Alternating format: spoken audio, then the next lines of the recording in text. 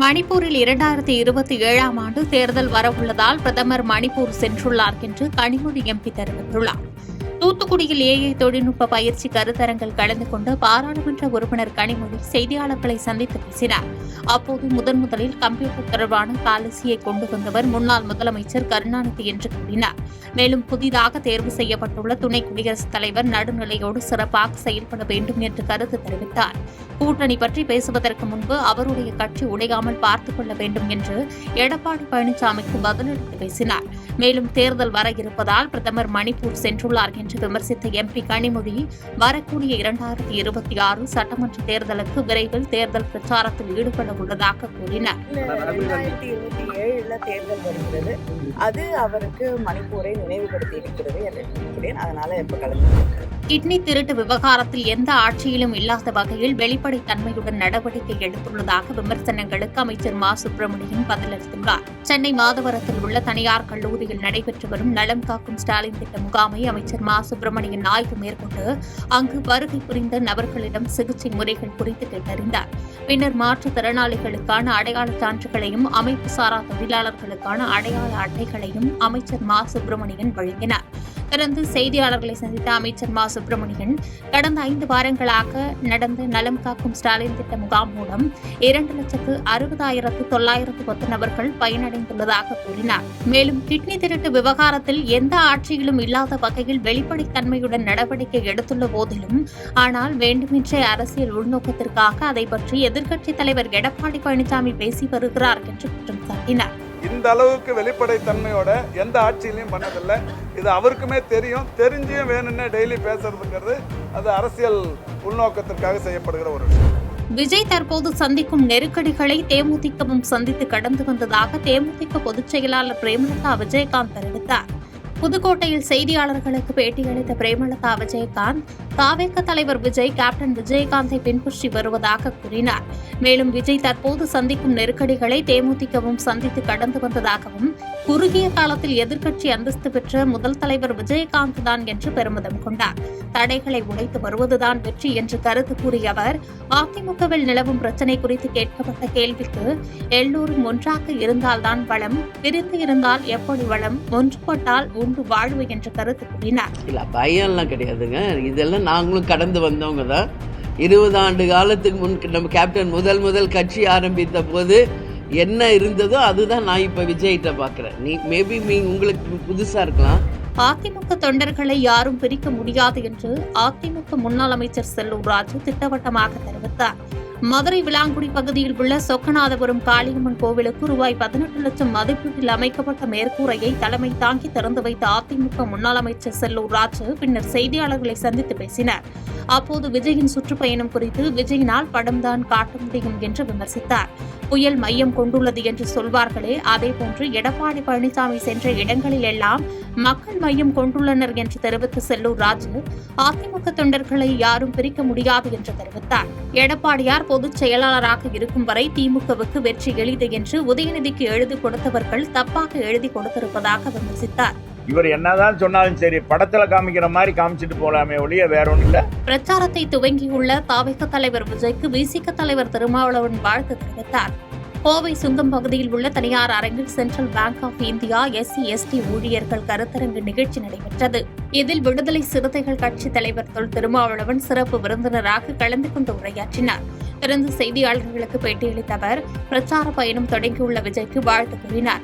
விஜய் களப்பணிகள் தீவிரமடைந்துள்ளதாகவும் விஜய் கணிசமான வாக்குகளை பெறுவார் என்று தெரிவித்த திருமாவளவன் திமுக கூட்டணி வெற்றியில் எந்த பாதிப்பையும் தாவேகவின் சுற்றுப்பயணம் ஏற்படுத்தாது என்று தெரிவித்தார்.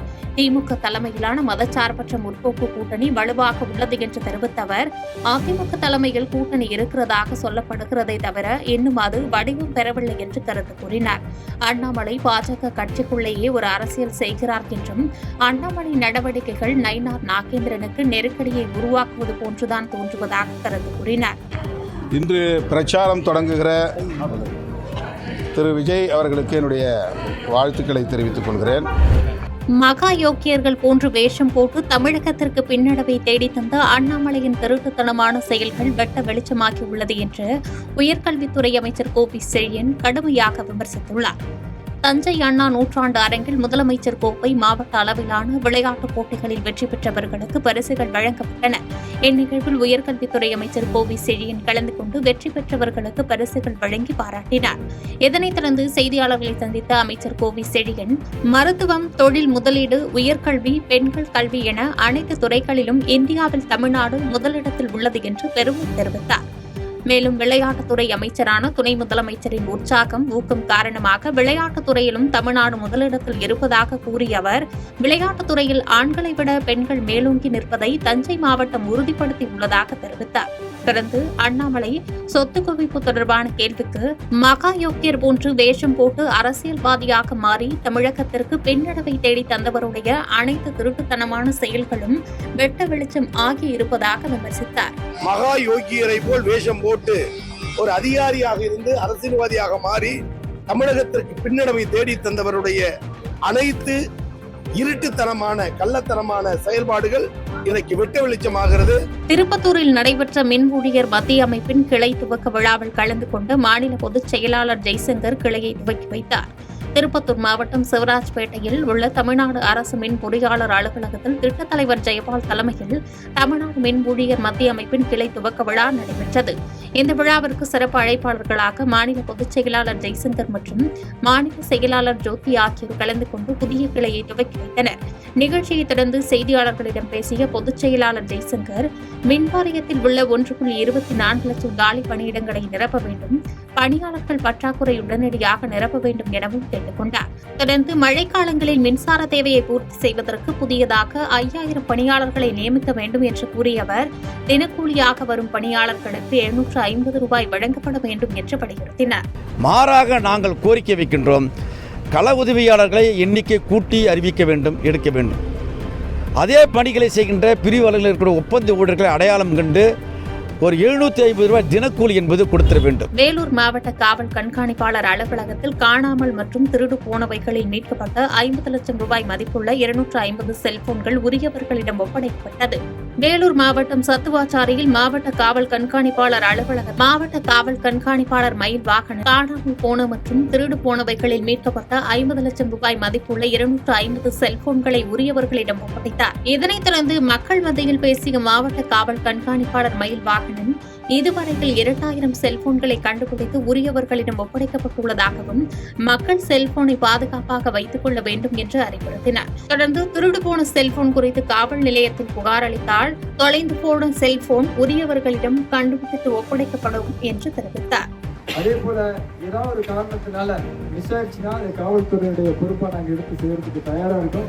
உடனடியாக நம்ம தகவலை கொடுக்கணும். திருவண்ணாமலையில் அரசு பேருந்தும் சரக்கு வாகனமும் நேருக்கு நேர் மோதி ஏற்பட்ட விபத்தில் சரக்கு வாகன ஓட்டுநர் சம்பவ இடத்திலேயே உயிரிழந்த நிலையில் 2 பேர் சிகிச்சை பலனின்றி உயிரிழந்த சம்பவம் சோகத்தை ஏற்படுத்தியுள்ளது. திருவண்ணாமலை மாவட்டம் மேல் மண்மலை பகுதியில் செங்கத்திலிருந்து திருவண்ணாமலை நோக்கி சென்று கொண்டிருந்த அரசு பேருந்தும் திருவண்ணாமலையிலிருந்து பூக்கள் ஏற்றிக்கொண்டு பெங்களூர் நோக்கி சென்று கொண்டிருந்த சரக்கு வாகனமும் நேருக்கு நேர் மோதி விபத்து ஏற்பட்டது.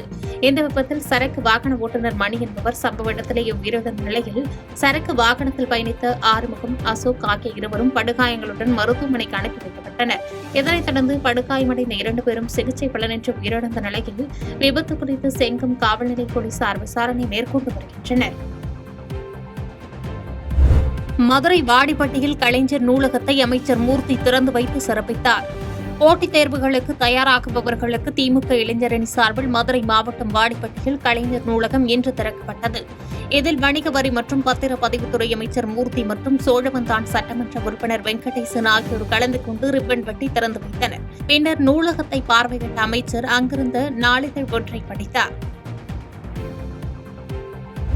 விருத்தாசலத்தில் நடைபெற்ற நலன் காக்கும் ஸ்டாலின் திட்ட மருத்துவ முகாமை அமைச்சர் துவக்கி வைத்து பயனாளிகளுக்கு நலத்திட்ட உதவிகளை வழங்கினார். கடலூர் மாவட்டம் விருத்தாசலம் அரசு ஆண்கள் மேல்நிலைப் பள்ளியில் நலம் காக்கும் ஸ்டாலின் திட்டம் நிகழ்ச்சி கடலூர் மாவட்ட ஆட்சித்தலைவர் ஆதித்யா செந்தில்குமார் தலைமையில் நடைபெற்றது. இந்நிகழ்ச்சியில் சிறப்பு அழைப்பாளராக தொழிலாளர் நலன் மற்றும் திறன் மேம்பாட்டுத்துறை அமைச்சர் கணேசன் கலந்து கொண்டு முகாமை துவக்கி வைத்து பல்வேறு நலத்திட்ட உதவிகளை பயனாளிகளுக்கு வழங்கினார். மேலும் இந்த முகாமில் பொது மருத்துவம், இருதய மருத்துவம், குழந்தைகள் நல மருத்துவம், மகப்பேறு மருத்துவம், தோல் மருத்துவம் உள்ளிட்ட 17 சிறப்பு மருத்துவர் சேவைகள் கலந்து கொண்டு சிகிச்சை அளித்தனர். உடன் இந்த நிகழ்வில் சட்டமன்ற உறுப்பினர் ராதாகிருஷ்ணன் உள்ளிட்ட ஏராளமானோர் கலந்து கொண்டனர். குமரியில் சாலையில் தாறுமாறாக ஓடிய கிரெயின் வாகனம் மோதியதில் தமிழக வெற்றிக் கழக நிர்வாகி உட்பட 2 பேர் உயிரிழந்த நிலையில் இது தொடர்பான வீடியோ வெளியாகி பரபரப்பை ஏற்படுத்தியுள்ளது.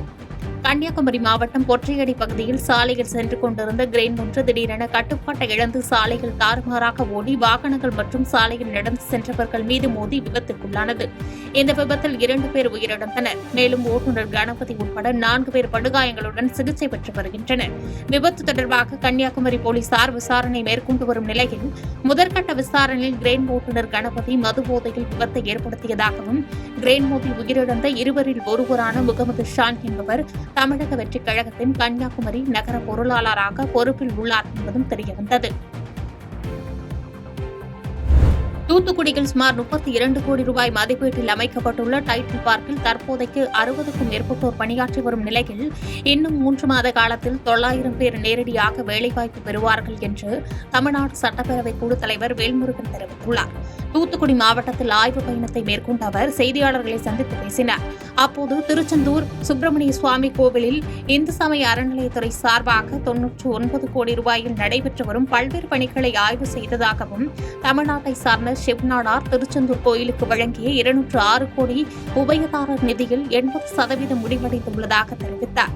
சூரசம்காரம் நடைபெறும் பகுதி கடல் அரிப்பால் பாதிக்கப்பட்டுள்ள நிலையில் 30 கோடி நிதி ஒதுக்கீடு செய்யப்பட்டு ஆய்வறிக்கை சமர்ப்பிக்கப்பட்டு விரைவில் அதற்கான பணி தொடங்க உள்ளதாக கூறினார். மைந்தர்கள் தற்போது பணியில் இருந்து வருகிறார்கள் மற்றும் அந்த டைட்டில் பூங்காவில் 900 மேற்பட்டவர்கள் அந்த நிறுவனத்தில் ஊடாக பயன்பெற இருக்கிறார்கள். நாமக்கல்லில் பெண் வீட்டாரின் எதிர்ப்பை மீறி காதல் திருமணம் செய்து கொண்ட ஜோடி காவல் நிலையத்தில் தஞ்சம் அளித்தனர்.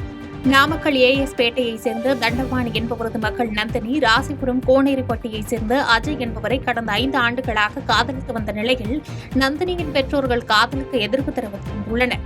இந்நிலையில் வாடகை காரில் சென்ற காதலன் அஜய் நந்தினியை வீட்டிற்கு அழைத்து செல்ல காத்திருந்த தந்தை தண்டபாணி கண்முன்னே மகளை காரில் அழைத்து சென்றுள்ளார். இதை பார்த்து அதிர்ச்சியடைந்த தந்தை காரின் கண்ணாடியை உடைத்து மகளை மீட்க முயற்சி செய்ததால் அங்கு பரபரப்பானது.